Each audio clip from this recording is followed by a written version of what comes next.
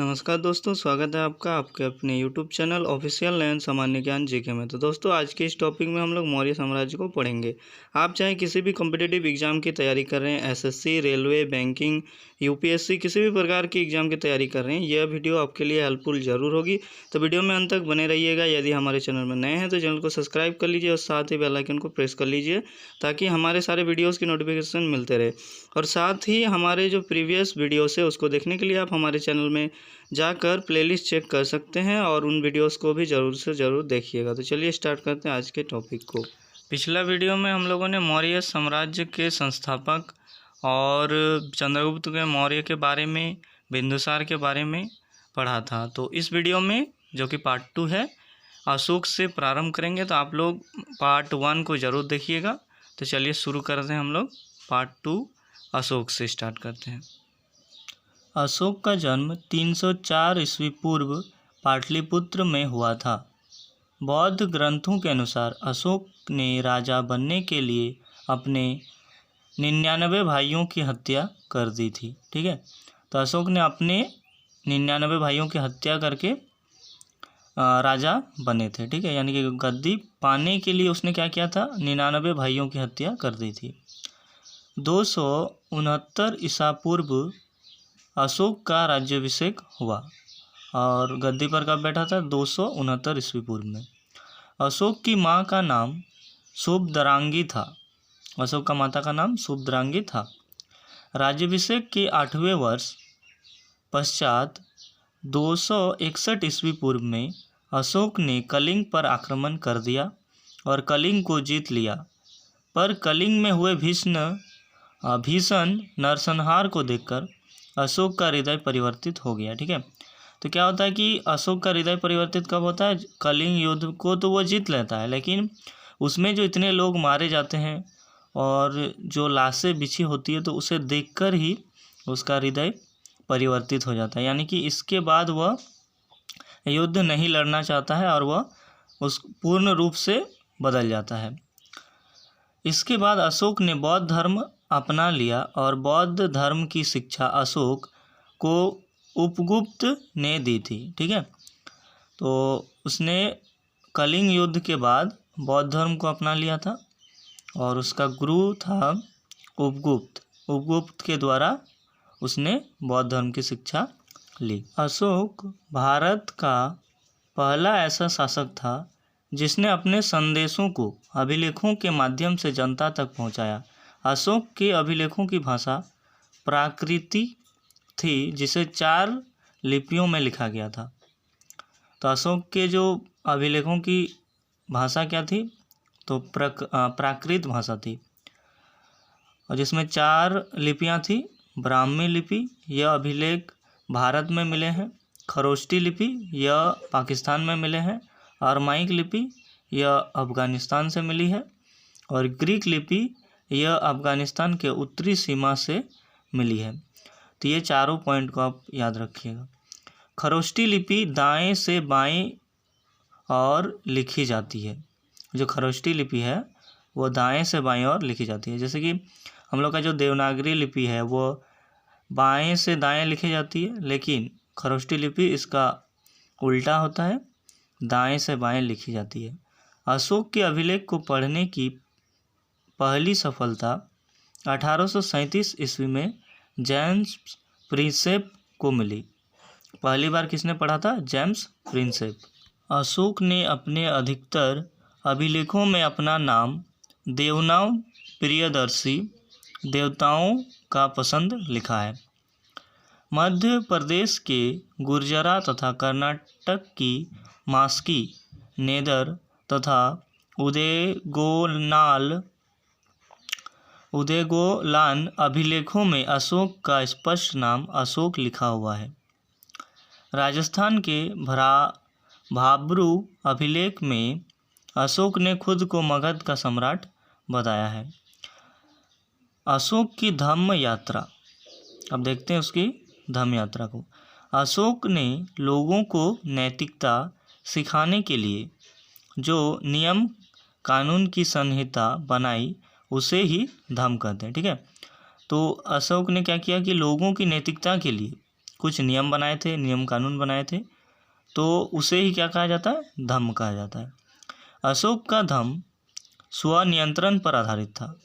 अशोक ने कहा है कि व्यक्ति अपने माता पिता की आज्ञा माने, व्यक्ति ब्राह्मण तथा भिक्षुक का आदर करे, व्यक्ति दास तथा सेवकों के प्रति उदार रहे, व्यक्ति को जियो और जीने दो का पालन करना चाहिए। ठीक है, तो ये कुछ नियम उन्होंने बनाए थे, नियम कानून बनाए थे, जिन्हें धम्म कहा जाता है। अशोक के चतुर्दश अभिलेख, तो अशोक के अभिलेखों को देख लेते हैं। तो प्रथम अभिलेख, इसमें अहिंसा पर बल दिया गया है और पशु बलि की निंदा की गई है। ठीक है, तो प्रथम शिलालेख में, जो अशोक का प्रथम शिलालेख है, उसमें अहिंसा पर बल दिया गया है। ठीक है, कि लोगों को हिंसा नहीं करना चाहिए, अहिंसा के राह पर चलना चाहिए। साथ ही इसमें पशु बलि की निंदा, यानी कि जो हत्या की जाती है, पशुओं की बलि दी जाती है, तो इसको उसने स्वीकार नहीं किया है। द्वितीय शिलालेख, इसमें मनुष्य के साथ पशु चिकित्सा की भी चर्चा है। ठीक है, तो पशुओं के लिए चिकित्सा की व्यवस्था के बारे में लिखा गया है इसमें। तृतीय शिलालेख, इसमें अशोक ने 3 अधिकारी, राजुक, युक्तक तथा प्रदेशक का चर्चा किया है, जो धम्म के प्रचार के लिए थे। ठीक है, जो नियम कानून बनाए थे धम्म, तो उसका प्रचार करने के लिए 3 अधिकारियों का उल्लेख है तृतीय शिलालेख में। चतुर्थ शिलालेख, इसमें भैरी घोष यानी कि युद्ध के स्थान पर धम्म घोष यानी कि बौद्ध के नीति का चर्चा है। 5वां शिलालेख, इसमें धम्म महामात्रा नामक अधिकारी की चर्चा है, जो धार्मिक जीवन की देखरेख करता है। 6वां शिलालेख, इसमें अशोक ने कहा है कि मेरा अधिकार जन कल्याण के लिए जब चाहे मुझसे मिल सकती है। ठीक है, जो उसका अधिकारी है, अगर लोग जन कल्याण की बात हो तो वह चाहे मुझसे कभी भी मिल सकती है। 7वां शिलालेख, इसमें अशोक ने विभिन्न धर्मों के आपसी समन्वय की बात कही है। यह सबसे बड़ा शिलालेख है। तो अशोक का सबसे बड़ा शिलालेख 7वां शिलालेख, और इसमें विभिन्न धर्मों के बीच समन्वय की बात की गई है। 8वां शिलालेख, इसमें अशोक ने धम्म यात्रा की चर्चा की है, जो उसके राज्याभिषेक से 8 वर्ष से प्रारंभ होती है। राज्याभिषेक के 10वें वर्ष अशोक गया था और राज्याभिषेक के 20वें वर्ष लुम्बिनी गया था। 9वां अभिलेख, इसमें सच्ची भेंट और शिष्टाचार का वर्णन है। 10वां अभिलेख, राजा व अधिकारी हमेशा प्रजा के हित में सोचे। 11वां अभिलेख, धम्म की व्याख्या। 12वां अभिलेख, इसमें स्त्रियों के स्थिति में सुधार के लिए स्त्री महामात्रा नामक अधिकारी की चर्चा है। 13वां अभिलेख बहुत ही महत्वपूर्ण है, इसमें कलिंग युद्ध की चर्चा की गई है। 14वां अभिलेख, अशोक ने जनता को धार्मिक जीवन व्यतीत करने के लिए प्रेरित किया है। अब देख लेते हैं प्रमुख अध्यक्ष। शुल्काध्यक्ष, व्यापार से प्राप्त कर चुंगी एकत्रित करना। पौतवाध्यक्ष, माप तोल के मान को नियंत्रित करने वाला। सूत्राध्यक्ष, वस्त्रोद्योग मंत्री।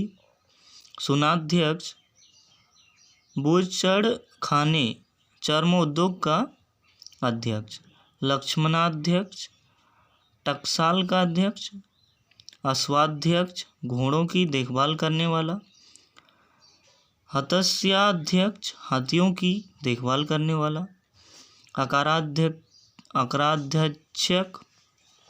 अकाराध्यक्ष, खान मंत्री। शीताध्यक्ष, कृषि विभाग। मौर्यकालीन सैन्य व्यवस्था। यूनानी इतिहासकारों के अनुसार चंद्रगुप्त की सेना में 6 लाख पैदल, 30,000 अश्वारोही, 9,000 गज सेना, 8,000 रथ सेना थी। ठीक है, यानी कि 6 लाख पैदल सैनिक था, 30,000 अश्वारोही यानी कि घोड़े पर सवार सिपाही, और 9,000 गज सेना यानी कि हाथी पर, और 8,000 रथ सेना, और रथ पर 8,000 सेना थी। मेगास्थनीज के अनुसार सेना की देखरेख के लिए अलग एक विभाग था। इस विभाग में 30 सदस्य थे।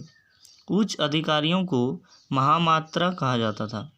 कौटिल्य के अनुसार राजा को परिस्थिति के अनुसार 3 प्रकार का युद्ध करना चाहिए: प्रकाश युद्ध, आमने सामने का युद्ध, कूट युद्ध, चालाकी तथा छलबाजी से युद्ध, तूसनी युद्ध, अप्रत्यक्ष युद्ध, शत्रु राज्य में गृह युद्ध छिड़वा देना। ठीक है, ये कौटिल्य ने बताया है 3 प्रकार का युद्ध। मौर्यकालीन सामाजिक व्यवस्था।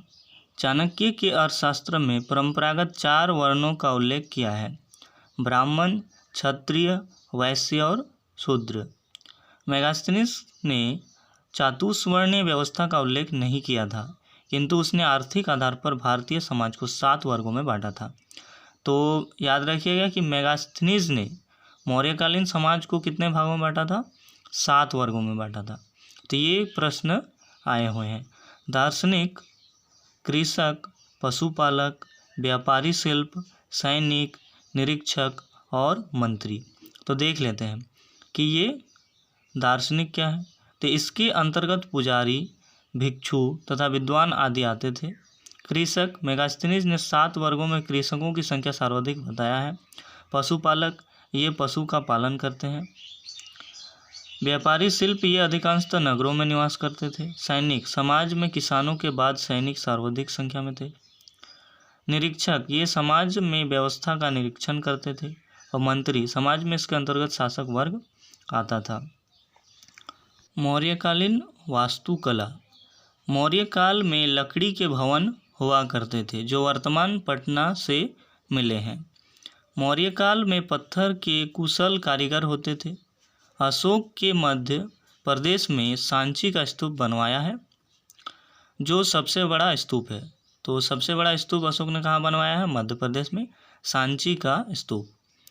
अशोक ने यूपी के सारनाथ में अशोक स्तंभ बनवाया, जिस पर 4 पत्थर के शेरों को एक ही जगह रखा गया है, जो अहिंसा का सूचक है। यही भारत का राष्ट्रीय चिन्ह है। तो भारत का राष्ट्रीय चिन्ह क्या है? अशोक स्तंभ। और ये कहाँ स्थित है? यूपी के सारनाथ में स्थित है। ठीक है, और इसे कौन बनाया था? तो अशोक ने बनवाया था। और इसका चित्र आप देख सकते हैं। आज इतना ही। तो आई होप आप लोगों को वीडियो अच्छी लगी होगी, और यदि अच्छी लगी तो चैनल को सब्सक्राइब कर लीजिए और हमारे साथ बने रहिए। और हमारे पिछले वीडियोस को ज़रूर देखें। आप उसके लिए चैनल पेज में जाकर प्लेलिस्ट चेक कीजिएगा, आपको सारी वीडियोस मिल जाएगी। तो जय हिंद, जय भारत।